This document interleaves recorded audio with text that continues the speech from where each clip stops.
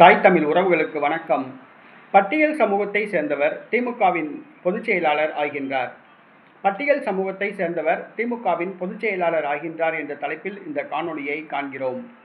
திமுகவின் பொதுச் செயலாளர்களாக நெடுஞ்செழியன், அன்பழகன், துரைமுருகன் ஆகியோர் பதவி வகித்துள்ளனர். தற்போதைய பொதுச் செயலாளர் துரைமுருகனுக்கு வயது 85 வயதுக்கு மேலாகிவிட்டது. பெரும்பாலான நாட்கள் மருத்துவமனையிலேயே உள்ளார். அவரை மாற்ற கட்சிக்கு இளம் இரத்தத்தை பாய்ச்ச திமுக முடிவு செய்துள்ளது. துரைமுருகனிடம் ராஜினாமா கடிதம் கேட்டுள்ளது. ஆனால் துரைமுருகன் கடந்த ஓராண்டு காலமாக ராஜினாமா கடிதம் தராமல் இழுத்தடித்து வருகிறார். இந்த சூழ்நிலையில் அவர் விரைவில் தனது ராஜினாமாவை தெரிவிப்பார் என்று கூறப்படுகிறது. அந்த பொதுச் செயலாளர் பதவிக்கு யாரை நியமிக்கலாம் என்று கருணாநிதி குடும்பம் ஆலோசித்துள்ளது.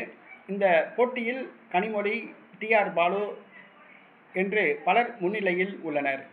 ஆனால் பட்டியல் சமூகத்து வாக்குகளை கவர்வதற்காக பட்டியல் சமூகத்தை சார்ந்த ஒருவரை பொதுச் செயலாளராக நியமிக்க மு.க. ஸ்டாலின் முடிவு செய்துள்ளார். ஆம், முன்னாள் மத்திய அமைச்சர், நீலகிரி தொகுதி பாராளுமன்ற உறுப்பினர், 2G ஸ்பெக்ட்ரம் ஊழலில் புகழ்பெற்ற ராசா திமுகவின் பொதுச் செயலாளர் ஆகின்றார். திமுகவின் பொதுச் செயலாளர் பதவியை பிடிப்பதில் பலர் வரிசை கட்டி நிற்கின்றனர்.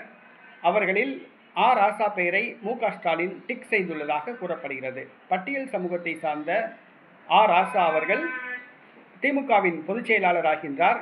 இவர் 2G ஸ்பெக்ட்ரம் ஊழல் 2 லட்சம் கோடி ரூபாய் ஊழலில் புகழ்பெற்றவர் என்பது குறிப்பிடத்தக்கது. அந்த ஊழல் வழக்கில் கைது செய்யப்பட்டு டெல்லி திகார் சிறையில் இருந்தவர் என்பது குறிப்பிடத்தக்கது. தற்பொழுது ராசா திமுகவின் துணை பொதுச் செயலாளர் ஆகின்றார் என்று திமுக வட்டாரங்கள் தெரிவிக்கின்றன.